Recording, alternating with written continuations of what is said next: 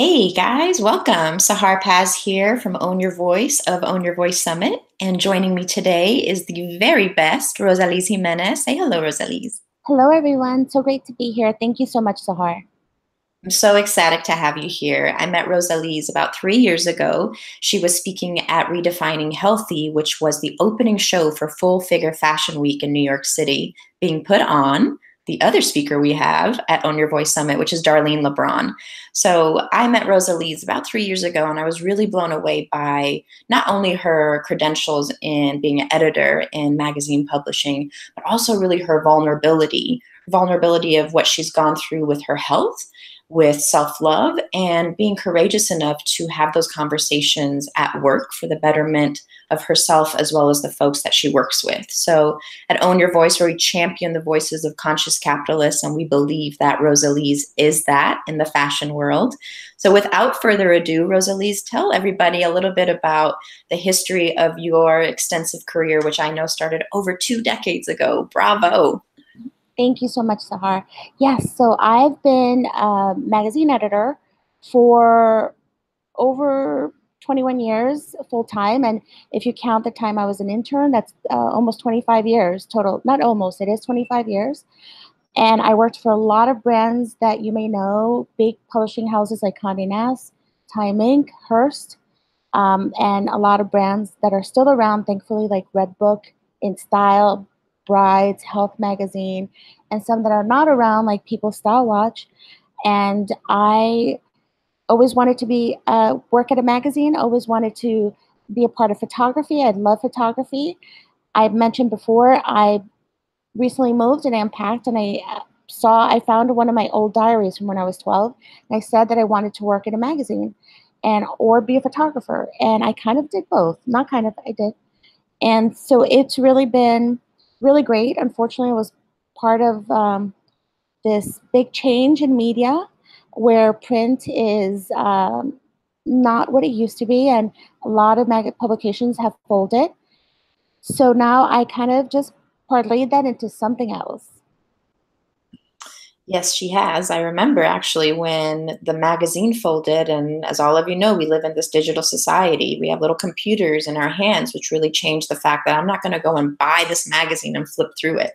I'm Gen X, so I love the paper. Give me a pen and a paper, give me something to flip through and tear off. I like that. But we knew coming into the new generation and the digital age that it's going to change. And at that time, Rosaliz and I were speaking, and that's when we got up her personal brand, RosalizJimenez.com. And that brand, setting up that website and really showing that you're a storyteller more than just a magazine editor, that you were curating these stories with the copy, with the images that you were pulling.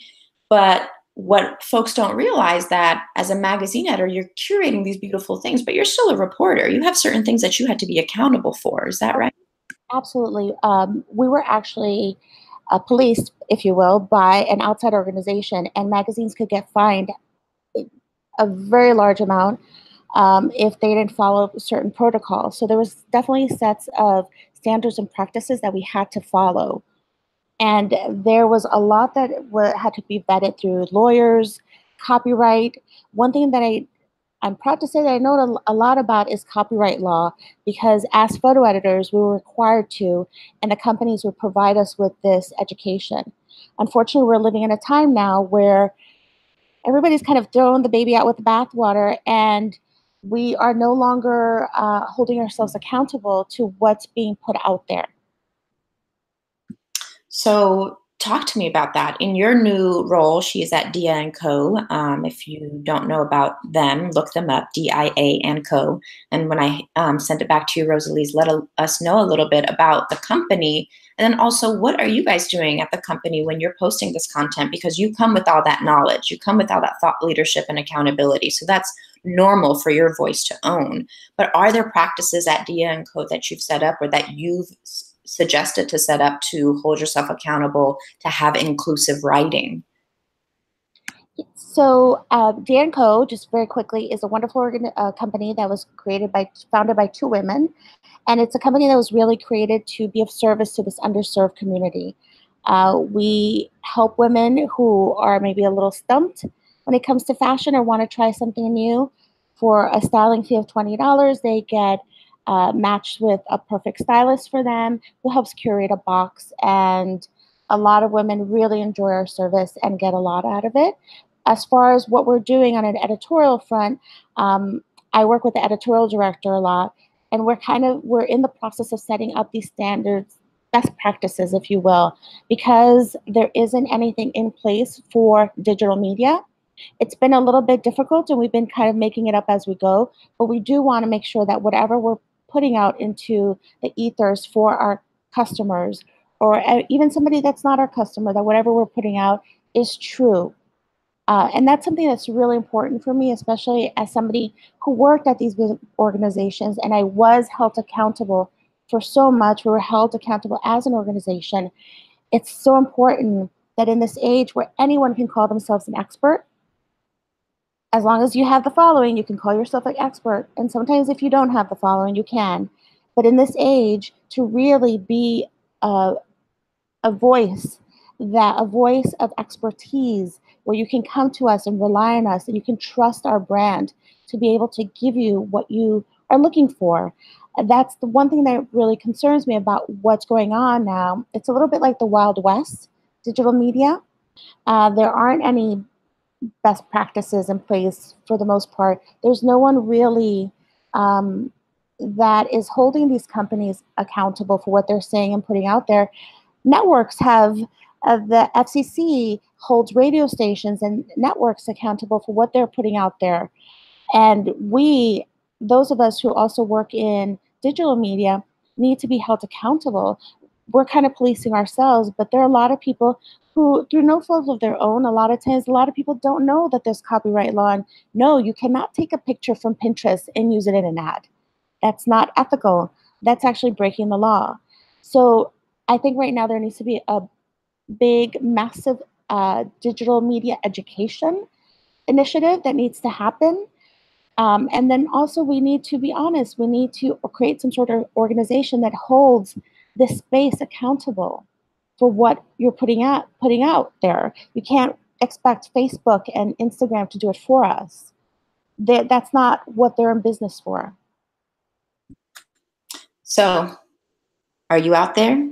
Is it your voice that's going to help police and bring some accountability to all of these digital assets that are being put out? Rosaliz and I have been talking prior to recording, and we talked about it's really hard to find an authentic voice in this sea of experts because folks are paying for followers and we're looking at numbers. We're not really looking at engagement.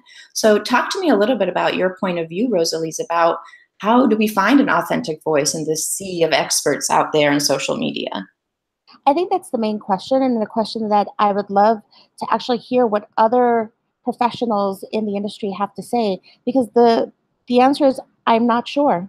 I'm not sure. Don't really know what the answer is to that. I just make sure that whatever I put out or whatever I'm a part of is authentic. And that's not to say that some bloggers out there are not putting out authentic content. That's not what I'm saying at all. It's a lot of people don't realize when I worked at a magazine, all of the articles that we created, the stories we created, there was so much research put behind that. If you were reading a beauty story, I can guarantee you that the reporter interviewed the 5 best dermatologists in the country and possibly a chemist also. I can tell you that that story was also fact checked, and that somebody would call these doctors to fact check. Also, a lot of times those stories were vetted through lawyers. So there's a lot that we did behind the scenes that no one saw that is really held us accountable and made sure that we were providing a true service to our customers and creating a brand that people could trust. And I think that's why when you hear a name like InStyle, you're going to trust it because they built a brand. It's, yes, it was about fashion and celebrities and beauty, but really a brand about trust. They trusted us to give them that information.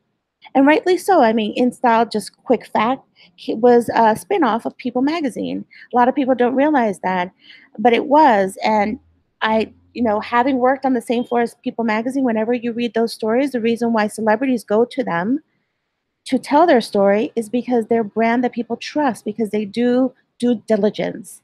They do their job. It's ace reporters, ace fact checkers, and unfortunately, a lot of these valuable people are being cast aside because companies are now so focused on quantity and not quality.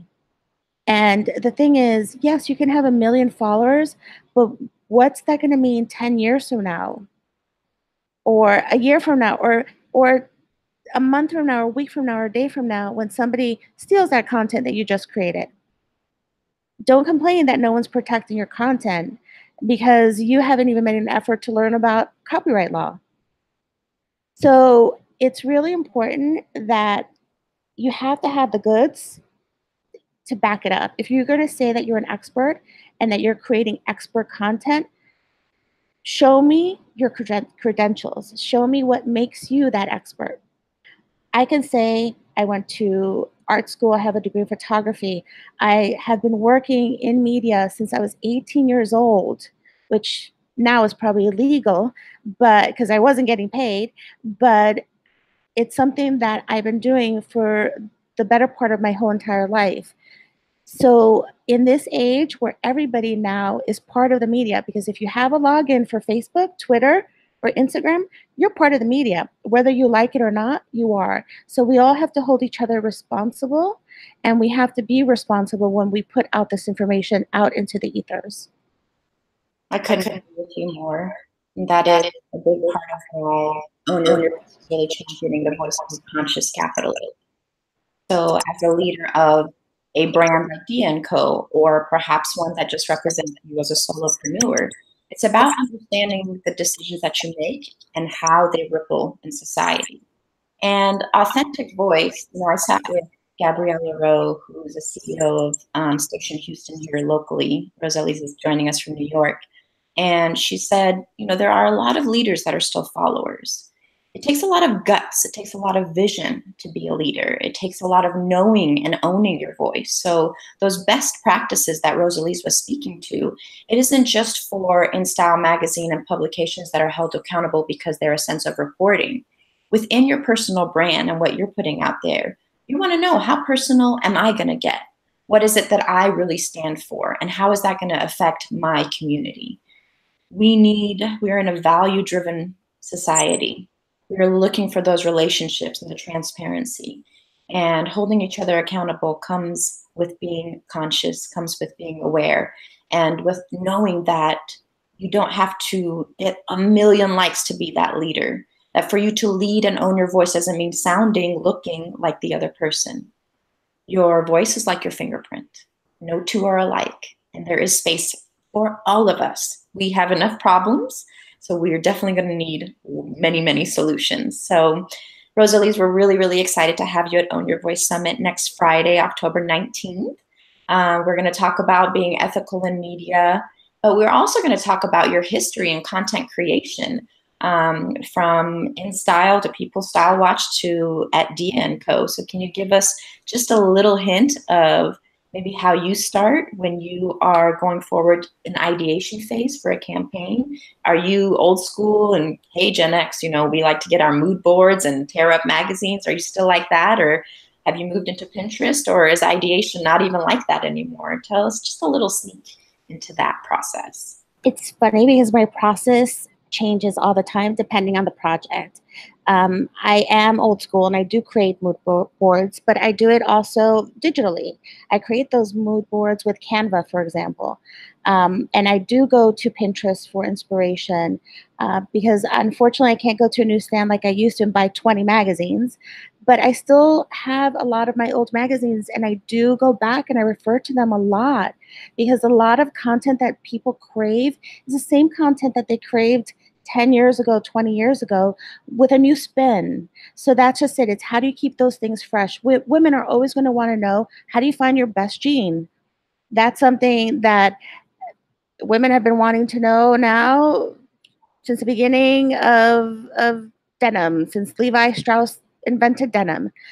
But It's how do you present it in a new way that's fresh, that's current, that speaks to who she is today. But as far as the type of content that we crave, it's kind of like when you crave that chicken noodle soup. There's still, I think it's in our DNA, a certain type of content that we all want, that we all desire, and that we find comfort in, and also that opens up our mind. How can I think about how can I show this story in a way that's really going to blow somebody's mind. I'm working on a denim story right now. I can't tell you what it is, but visually, I know it's going to be an impactful story because I'm going to present it in a way that a lot of people have not seen yet. So it's really, as far as ideation, a lot of it is just inspiration and just being in tune, reading also comments that customers post, really being open and receptive to what they're saying, but also taking it with a grain of salt and transforming it or transmuting it into something else that they will enjoy and still speaks to what their concerns are, but with our expertise surrounding it. I'm going to write off on that grain of salt. And why I'm going to say that is Rosaliz tried to say, I think maybe because she wasn't trying to give away too much from the summit talk, but also she has had to hold focus groups in magazine editing. So they want to know, who are you attracted to? What are the visuals that you're automatically going to respond to? And some of those answers were not necessarily right. Some of those answers were very repetitive, like us wanting to see models that look like a certain way. Yes, we often say, I want to see in the magazine someone that looks like me, that's someone that I relate to. But when Rosaliz was holding these focus groups, right, Rosaliz, like we were actually, the responses that we were coming back to were wanting to kind of see the same things that has been portrayed to us. Am I right in saying that? Exactly, exactly. And it always surprised me because they would often just gravitate to what they were programmed. And it, again, through no fault of their own, we have been programmed with certain things. And that's, we always strive, though, to give people what they want. So that's the way that it was when I held these focus groups when I was part of magazine industry. And now I find new ways of finding that information out as well. But it's really been valuable I'm so grateful that I was part of so many focus groups and to really see, because even copy was tested, color palettes were tested, everything was tested. Nothing, especially for a redesign, for example, nothing went out the door unless it was tested. And things are a little bit different now. We do some testing. Let's say at Dia&Co, we do testing. I think a lot of companies do, but it was very different back then.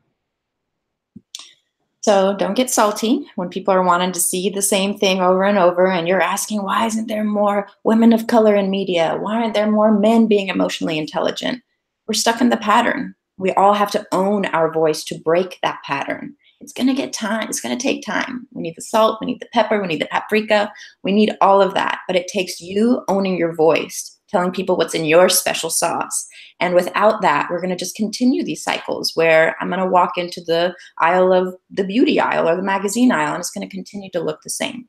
We're pushing that envelope. Media is starting to look different, but we cannot lose our ethical voice. Rosaliz, thank you so much for making time to get on with me today. Thank you so much, Sahar. I'm so excited to be a part of the summit, and I can't wait to go to Houston. Yes, Rosaliz is coming to Houston, y'all. So ownyourvoicesummit.com, October 19th. Woo, that's coming up next Friday. It is at Greater Houston Partnership. It is an all-day conference for thought leaders here in Houston that are ready to scale their voice for social impact. We'll see you guys on October 19th. Peace.